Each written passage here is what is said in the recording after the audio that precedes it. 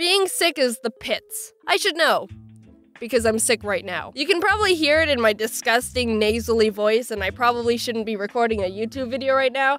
But you know what? Life stops for no one, and I'm not gonna get left behind. But for real, I was like, I need to get started on the next video, but my voice sounds like I drowned in cheese graters. Whatever. Let's talk about being sick. It's relevant enough. I'm fortunate to have a really good immune system. I never get sick.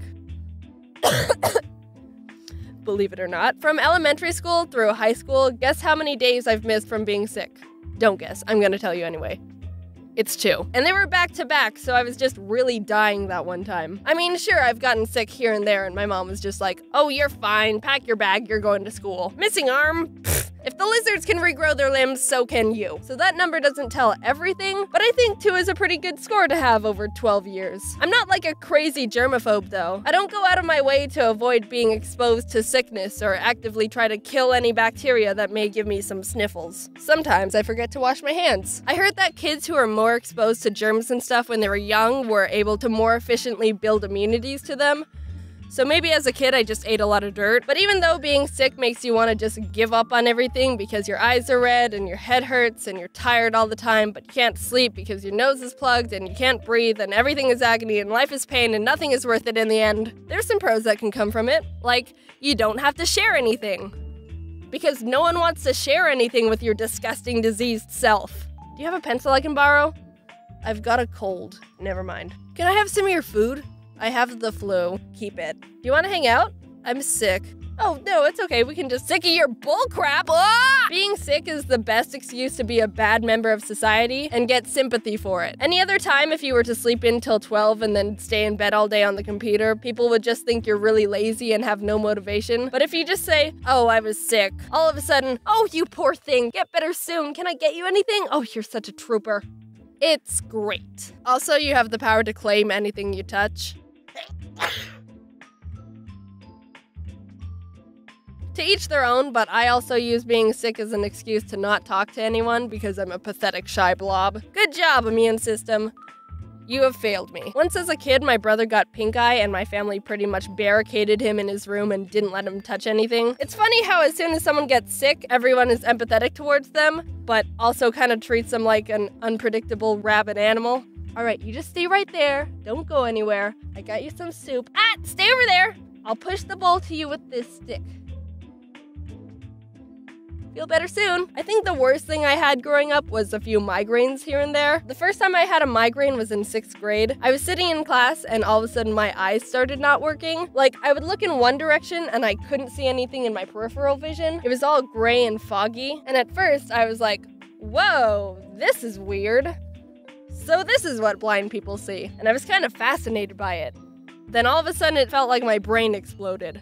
I got to go home early. But I don't count that as a sick day because I was at school for the majority of it. If you've never had a migraine, take a moment to just appreciate that because they're one of the worst things ever. I mean, there's worse, but they're up there. I haven't even had any really bad injuries either. The only serious injury I've had was when I was 9. I'm saying serious because I had to go to the ER, but it's really not that bad. For my birthday one year, my parents got me Heelys. Do you remember those? The shoes with the wheel in them? I didn't specifically ask for them, but after a few months, I decided to start trying them out. I'd roll around in the house up and down the halls, and it was pretty fun. Then one time, I decided to take them out on the streets. Our neighborhood was on a slant, so there was a bit of a steep angle to the cul-de-sac, and I was like, this is a good idea. Foreshadowing, it very wasn't. I started going down the road and picking up speed, and like 2/3 of the way down, the tiniest little pebble was like, hey there, friend, and clogged the wheel and threw me forward. I hit my head on the road and opened a huge gash in my chin. My mom was outside talking to our neighbor, so she saw the whole thing and was like,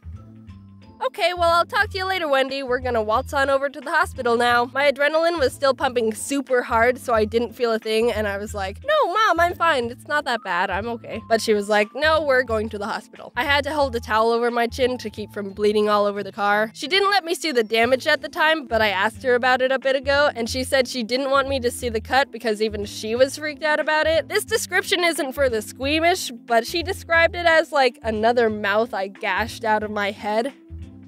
Hey friend, sorry about all this. okay, yeah, it's probably for the best you didn't let me see that. So I went to the hospital and ended up getting 3 stitches in my chin. When I was waiting for the doctor, a doctor from another room walked in to get some water and was like, "What are you in for?"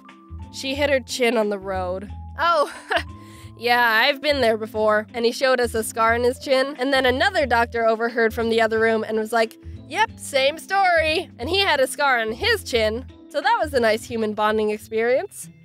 I didn't know so many doctors had Heelys. When I went to school the next day, I had a bandage on my stitches, and all of my 2 friends were like, "Whoa, what happened?" I hit my chin on the road. Whoa! And I felt really cool, and it made me want to like break my arm or something to be even cooler. So this video took a lot longer to get done because I've been super busy and time is flying by, and now it's pretty much Christmas. I'm not sick anymore, but I am whispering because it's 5:45 a.m. and I don't want to wake up anyone else in the house. It's weird how it takes being sick to forget how nice it feels to just be normal. Take a big breath through your nose right now. Doesn't that feel nice? Unless you're sick right now. Then do it later, when you're not all gross. But if you can breathe, then enjoy it right now because one day you'll get sick again and wish you could do that. So it's been a while. The Septile doll got to the contest winner all safe and sound. You can see who won on my Twitter. There's probably something else I need to quickly say, but I can't think of anything right now. Why does time go by so quickly? I feel like not a lot of people stay for these end cards, so I'm just gonna start rambling. Back when I was in school, it felt like every week dragged along, and now it feels like I have no time to do anything. Probably because school is boring and making YouTube videos isn't, and I've got so much to do all the time. Well, either way, I hope you have a Merry Christmas, or a Happy Hanukkah, or whichever holiday you celebrate. Ari says hi. Also, one of my friends showed me this cool thing he found on Reddit about how to unclog your nose when you're sick and congested. I'll put a link in the description if you're interested. I tried it when I was sick, and it actually worked.